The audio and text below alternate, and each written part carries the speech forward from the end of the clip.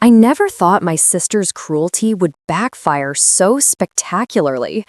There I was, at my son's wedding reception, a day that should have been pure joy, when Lisa decided to loudly call me a jobless loser right as I was heading to the restroom. What she didn't realize was that her boss was standing right behind her, hearing every vicious word. The same boss who'd heard her brag for years about supporting her struggling sister through generous donations, money that never existed. The same boss who'd approved her promotion based partly on this supposed charity. I watched his face change as the pieces clicked into place.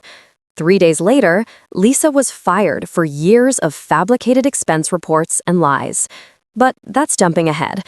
Let me start at the beginning, because the path that led us to that wedding reception is a story of family betrayal, unexpected redemption, and the sweetest karma I never planned. Growing up in suburban Michigan, Lisa and I were never close. Just 18 months apart, we should have been allies, but our parents' constant comparisons ensured we became competitors instead.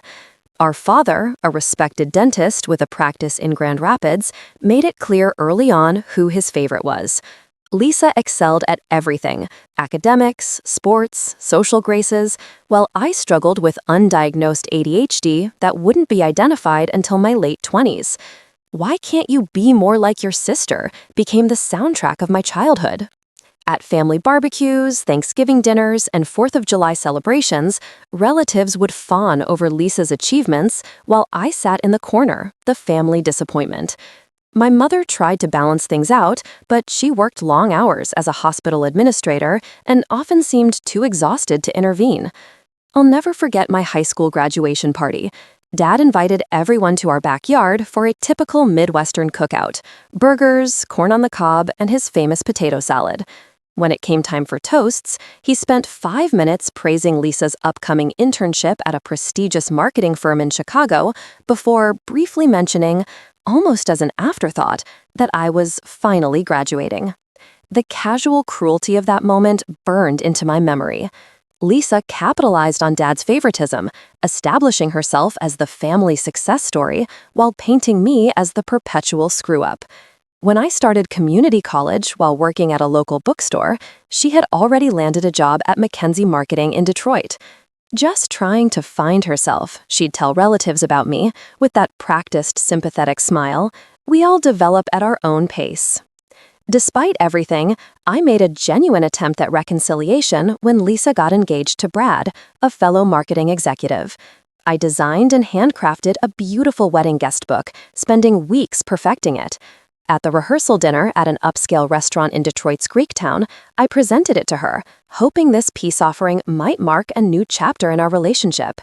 She opened the gift, glanced at it dismissively, and said, "Oh, I already ordered a professional one, but maybe we can use this at the brunch the next day?" Everyone laughed uncomfortably as I fought back tears. What nobody knew then was that I had been quietly building something of my own. While working at the bookstore, I had started designing and selling handmade journals online. My Etsy shop was small, but growing steadily. I never mentioned it to my family, partly because I feared their dismissal, but also because, for once, I wanted something that was just mine, unsullied by their judgment. The year Lisa turned 30, Dad announced his grand gesture. He was dividing his retirement investment portfolio between his daughters. Lisa would receive 80% because she had proven herself responsible, while I would get 20% with the stipulation that Dad would manage my portion. I was 31 by then, with a 5-year-old son from my brief marriage to Nathan, who had left us shortly after our son Ryan was born. What my family didn't know, my secret, was that my little Etsy shop had evolved into a thriving business. I had expanded beyond journals to a full line of custom stationery and wedding invitations, with 3 employees working from a small but charming studio space in Ann Arbor. I was making more than enough to support Ryan and myself comfortably, but I never corrected their assumptions about my financial struggles. Why bother? They had written my story years ago and showed no interest in revisions. Meanwhile, Lisa's stories about her poor sister had become more elaborate. She began telling colleagues, friends, and eventually her boss that she regularly helped me financially. "Family takes care of family," she'd say virtuously, never having given me a dime. I learned about these lies from our cousin Megan, who worked at a company that sometimes collaborated with Mackenzie Marketing. The revelation hurt, but by then, I had almost grown numb to Lisa's betrayals. When Ryan turned 22 and proposed to his college sweetheart Abby, I threw myself into helping plan their wedding. My business had grown significantly. We now employed 12 people and had expanded into custom wedding stationery packages that were featured in Michigan Bride magazine. I offered to design all their wedding materials and pay for a significant portion of the celebration, though I kept these details private from my extended family. The wedding was set for early June at a beautiful vineyard in Traverse City. As the date approached, my father called to discuss how we'd handle the financial aspects of my attendance. "Lisa mentioned you might need help with appropriate attire," he said, his tone suggesting he was being generous rather than insulting. "And, of course, we can cover your portion of the rehearsal dinner." I bit my tongue and thanked him politely, then spent $3,000 on a designer dress from a boutique in Chicago. For once, I wanted to look the part of success, even if no one would recognize it. 3 days before the wedding, Lisa called me directly, something that rarely happened. "So," she began without preamble, "I heard you're bringing everything yourself. The invitations, programs, place cards.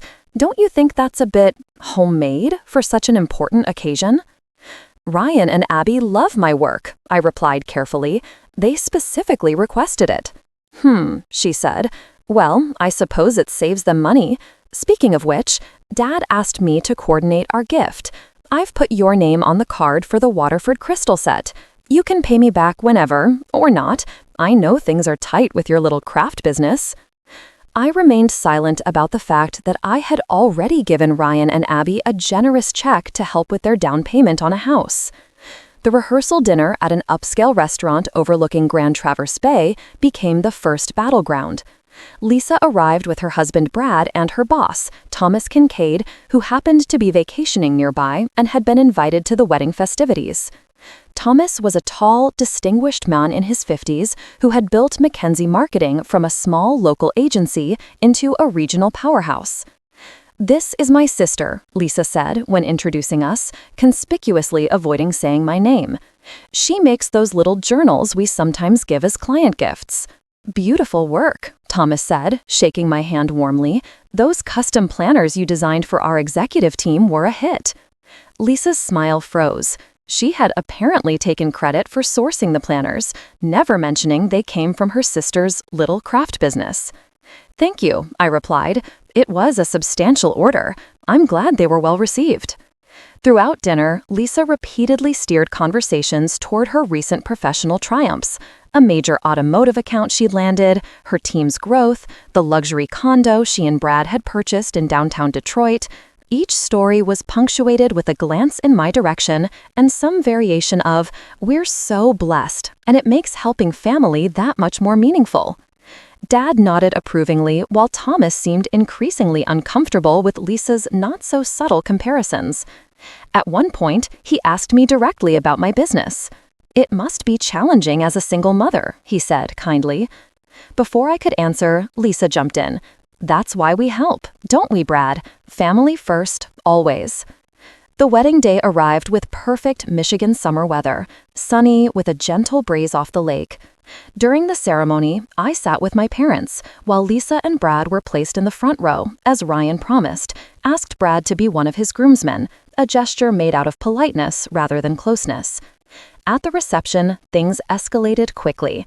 The open bar loosened tongues, and Lisa began making increasingly pointed comments within my earshot. "The mother of the groom usually coordinates more with the wedding planner," she told Brad loudly as I passed their table.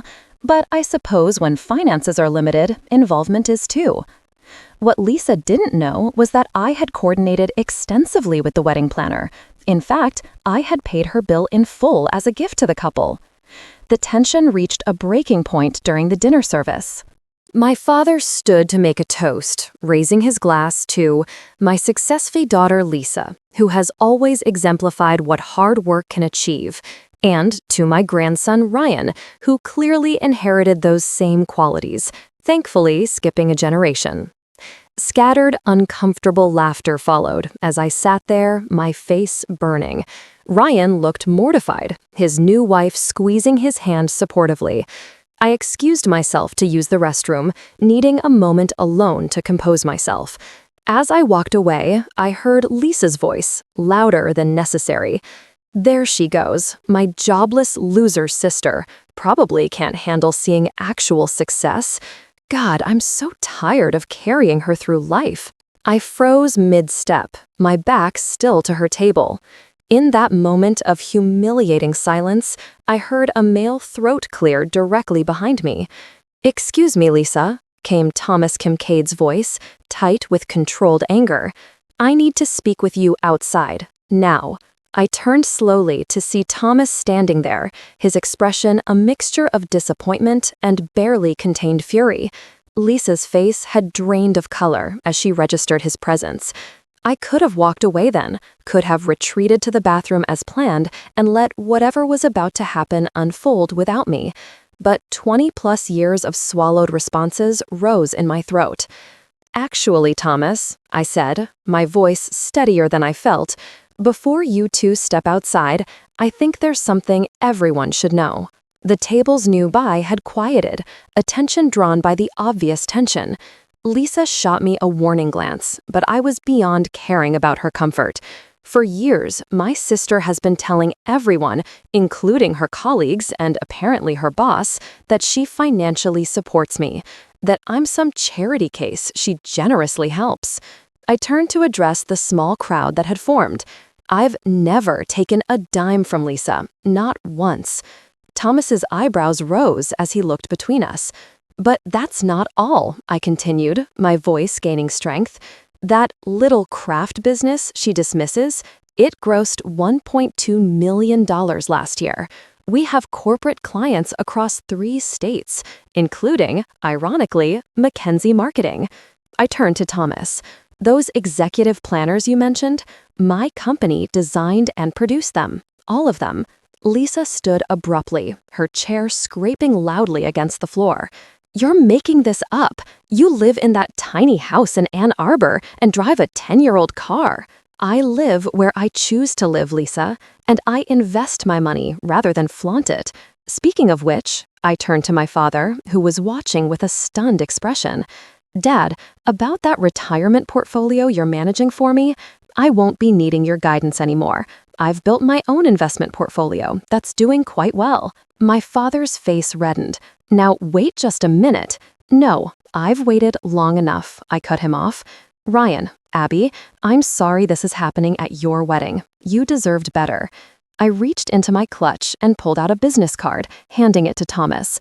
"My company information, if you'd like to verify anything." Thomas took the card, glancing at it before looking back at Lisa with newfound understanding. "The expense reports," he said quietly. "The client gifts you claimed to purchase for your sister. The charitable contributions you listed for tax deductions." Lisa's expression shifted from shock to panic. "Thomas, I can explain." "Monday, my office, 9 a.m., he said curtly, then turned to me. "I apologize for my company's unwitting role in this situation." By now, Ryan had approached, placing a supportive hand on my shoulder. "Mom, are you okay?" "I'm perfect," I said, surprised to find it was true. "But I think I need some air." As I walked toward the venue's garden exit, I heard my father's voice behind me. "This is completely inappropriate. You're ruining Ryan's wedding with this spectacle." Ryan's response carried across the suddenly silent reception hall. "Actually, Grandpa, I think Mom just made this the best wedding gift possible. She finally stood up for herself." I didn't look back as I pushed through the doors into the garden. Behind me, I could hear the murmurs growing louder, Lisa's increasingly desperate attempts to explain, and Thomas's clipped responses. Whatever happened next, I had finally spoken my truth, and the weight of decades of silence had lifted from my shoulders. In the garden, I took deep breaths of the fragrant summer air. My phone buzzed with a text from Megan. Holy shit, standing ovation from me. Want company outside?" Before I could respond, the garden door opened again. I braced myself, expecting Lisa or my father, but instead, it was Abby, my new daughter-in-law, carrying 2 glasses of champagne. "I thought you might need this," she said, handing me one, and I wanted to be the first to say, that was badass. The aftermath was both immediate and far-reaching. While I sipped champagne with Abby in the garden, the reception inside had evolved into 2 distinct camps. According to Megan, who joined us shortly with another round of drinks, Lisa was frantically trying to do damage control with Thomas, while my father loudly complained about my ungrateful behavior to anyone who would listen. "But here's the best part," Megan said, barely containing her glee. "Ryan played them the video." "What video?" I asked, confused. "The one from your studio opening last year, the local business spotlight that Channel 7 did. He had it saved on his phone and was showing it to people at the head table." The piece had been a 3-minute feature about my company's growth and our new expanded studio space in downtown Ann Arbor. I had been interviewed about our success and future plans. I had never shared it with my family, another piece of my life I'd kept separate from their narrative about me. "Thomas watched the whole thing," Abby added, "twice." The wedding continued without me for about 30 minutes. I was content to stay in the garden with my small circle of supporters until Ryan came to find me. "Mom, it's time for the mother-son dance," he said simply, offering his hand. "Unless you want to skip it."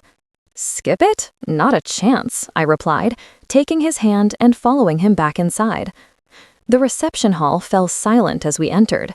Lisa and Brad were nowhere to be seen, but my father sat rigidly at his table, my mother beside him looking torn between distress and what might have been pride. Thomas Kincaid had moved to a different table, deep in conversation with another guest. As Ryan led me to the dance floor and the first notes of Louis Armstrong's "What a Wonderful World" began to play, he leaned down to whisper, "I've always been proud to be your son, but never more than today." We danced as if nothing had happened, as if the room wasn't buzzing with the aftershocks of my revelation. When the song ended, there was applause, warmer and more enthusiastic than I expected. The rest of the evening unfolded with a strange new dynamic. People who had previously barely acknowledged me now approached with congratulations on my business success. Several asked for my business card. My mother finally broke away from my father long enough to find me by the dessert table. "Why didn't you ever tell us?" she asked, her voice small. "Would it have mattered?" I countered. Dad had already decided who I was. She flinched at the truth of it. "I should have stood up for you more." "Yes," I agreed, not offering absolution she hadn't earned. "But it's never too late to start." Thomas Kincaid found me as the reception was winding down. He apologized again for his company's unwitting role in Lisa's deception. "I'd like to set up a meeting next week," he said. "We've been outsourcing our corporate gifts and branded materials to 3 different vendors. I'd prefer to consolidate with a company that has proven quality and reliability." 3 days later, true to Megan's inside information, Lisa was terminated from McKinsey Marketing. An audit of her expense reports had revealed years of fabricated charitable contributions and false client gift purchases, all supposedly going to help her struggling sister. The amounts totaled over $30,000 in fraudulent reimbursements. The family fallout was seismic. Lisa called me screaming, blaming me for her downfall. My father left multiple voicemails demanding I fix this situation immediately. I responded to neither. Instead, I focused on the unexpected opportunities that emerged from my moment of truth. The meeting with Thomas resulted in an exclusive contract for corporate branded materials that increased my company's revenue by 20% overnight. I hired 3 more employees and began looking at expanding to a second location in Grand Rapids. 2 weeks after the wedding, my mother showed up at my studio unannounced. She walked slowly through the space, taking in the awards displayed on the walls, the samples of our work, the team of young designers working at their stations. "This is remarkable," she said finally. "You built all this yourself?" "Every piece of it," I confirmed. She nodded, then surprised me by asking for a job application. "I'm leaving your father," she explained. "After 38 years, I'm finally doing what you did." Standing up for myself. I hired her to manage our new client relations department, discovering that her years in hospital administration had given her excellent organizational skills. Within months, she had streamlined our processes and improved our client retention rates dramatically. As for my father's grand gesture, his retirement portfolio division, I formally declined my portion in a letter sent through my newly retained attorney. "I suggest you give my 20% to Lisa," I wrote. "She seems to be facing unexpected financial challenges." 6 months after the wedding, Ryan and Abby announced they were expecting their first child. At their gender reveal party, a small, intimate gathering at their new home, purchased with the help of my wedding gift, my father made an unexpected appearance. He stood awkwardly in the doorway until Ryan noticed him. "Grandpa?" Ryan said cautiously. "We didn't think you were coming." "I almost didn't," he admitted. Then, turning to me, "Your mother says you're opening a second location." "In Detroit, actually," I replied. "We're renovating a historic building in Corktown." He nodded, clearly uncomfortable. "I drove by your studio in Ann Arbor. Impressive signage." It wasn't an apology, but from my father, it was as close as I might ever get to acknowledgement. "Thank you," I said simply. The most unexpected development came from Lisa herself. After 3 months of silence following her termination, she emailed me requesting a meeting. We met at a neutral location, a coffee shop in Royal Oak, halfway between our homes. "I've started therapy," she said without preamble. "Turns out I have some serious issues with insecurity and pathological lying." "You don't say," I replied dryly. She actually laughed, a genuine sound I hadn't heard from her in years. I deserved that. "Look, I'm not asking for forgiveness. I just wanted you to know I'm working on myself. And I'm sorry for everything." I didn't offer immediate absolution, but I did listen as she talked about her new job at a much smaller agency, her ongoing therapy, and her realization that she'd spent her whole life chasing validation she never really needed. Before we parted, she asked tentatively, "Do you think we could ever have a real relationship as actual sisters?" "I don't know," I answered honestly, "but we can start by trying honesty. Real honesty, for once." That conversation marked the beginning of a slow, careful reconstruction, not just with Lisa, but within myself. The years of diminishment had left deeper scars than I'd acknowledged. With my business thriving and my personal truth finally spoken, I began my own therapy journey, learning to fully embrace my success without the shadow of family judgment. And the sweet, unexpected twist in all of this, Thomas Kincaid didn't just become my biggest client. 6 months after the wedding, he asked me to dinner. Not a business dinner, he clarified, just dinner. Between 2 people who had each, in their own way, recognized authentic value when they saw it. Looking back now, I realize that moment at my son's wedding, that public humiliation turned triumph, wasn't just about setting the record straight. It was about reclaiming my story.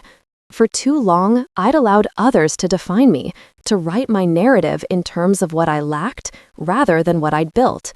The painful truth is that sometimes the people who should believe in you the most are the ones who see you the least. Today, my company has 3 locations across Michigan.